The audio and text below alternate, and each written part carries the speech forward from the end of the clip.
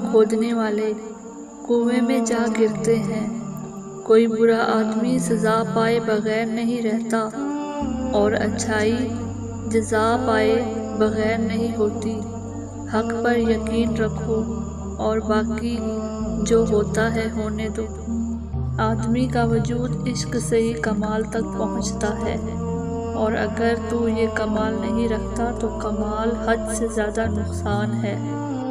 مولانا رومی رحمۃ اللہ فرماتے ہیں کہ مچھلی کبھی دریا کے پانی سے سیر نہیں ہوتی، اسی طرح عاشق درائے عشق سے کبھی سیر نہیں ہوتا، وہ قرب کا متلاشی رہتا ہے۔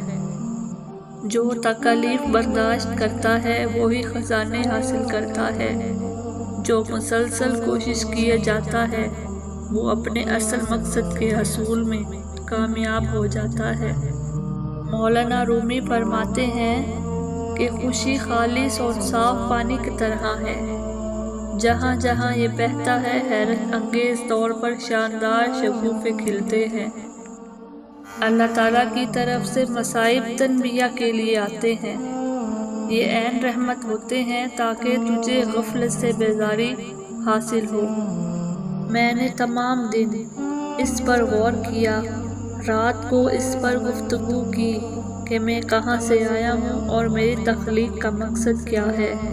مجھے کوئی نکتہ نہ سوچا، میری روح کسی نامعلوم مقام سے آئی ہے اور مجھے یقین ہے کہ انجام کا یہ پھر وہیں لوٹ جائے گی۔ جب مرید پر شیخ کے بارے وسوسے آئیں تو وہ سمجھ لے کہ اس کے دین پر تباہی کے آثار نمودار ہو گئے ہیں۔ جبرائیل علیہ السلام کی طاقت خوراک کی وجہ سے نہیں بلکہ اللہ تعالیٰ کے دیدار کی وجہ سے ہے۔ کہ وقت آپ پیاس بجھانے کے لیے پیالے پر جھکتے ہیں تو اس میں اللہ نظر آتا ہے، لیکن جنہیں اللہ سے محبت نہیں انہیں صرف اپنا چہرہ ہی نظر آتا ہے۔ اگر تمہیں سب راستے بند نظر آئیں تو وہ تمہیں ایسا پوشیدہ راستہ دکھا دے گا جس کے بارے میں کوئی جانتا نہیں ہوگا۔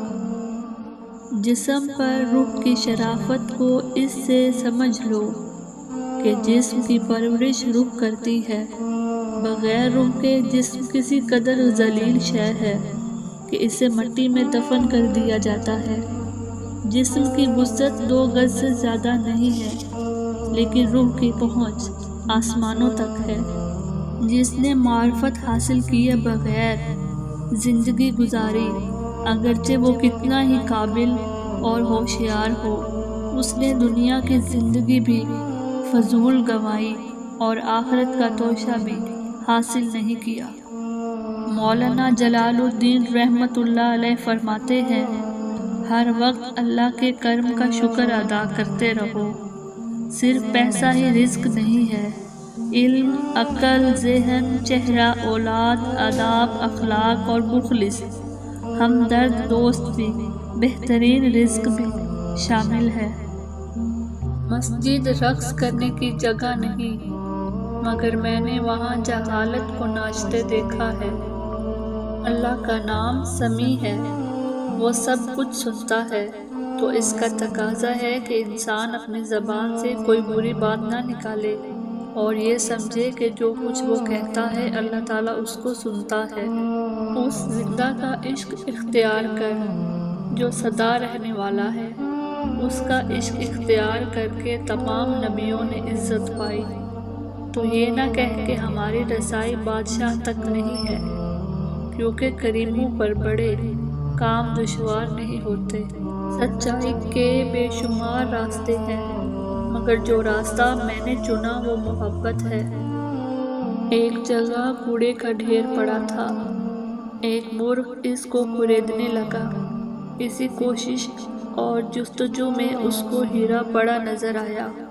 بولا، بے شک تو بیش قیمت ہے، مگر مجھے اس سے کیا؟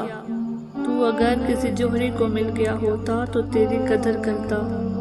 کل میں ایک چست، چالاک اور ناسمجھ نوجوان تھا۔ میرا خیال تھا کہ میں ساری دنیا کو بدل ڈالوں گا، یہ کوئی بڑی بات نہیں۔ آج میں ایک تھکا ہوا سمجھدار بوڑھا آدمی ہوں۔ میرا خیال ہے کہ میں خود کو بدل ڈالوں، یہ بھی بہت بڑی بات ہے۔ مولانا رومی رحمۃ اللہ علیہ فرماتے ہیں کہ ایک صوفی اللہ کے ذکر میں شب بیداری کر رہا تھا۔ شیطان نے کہا، اے صوفی خاموش رہ، تیرے ذکر کا کیا فائدہ؟ اللہ کی طرف سے جواب نہیں آ رہا۔ صوفی دل برداشتہ ہو کر سو گیا۔ خواب میں حضرت خضر علیہ السلام سے ملاقات ہوئی۔ حضرت خضر علیہ السلام نے فرمایا، اللہ کہتا ہے، اے بندے، تیرا اللہ کہنا ہی میرا جواب ہے۔ جب تک تیرا پہلی بار اللہ کہنا قبول نہیں ہوتا، اس وقت تک میں دوسری بار کہنے کی توفیق نہیں دیتا۔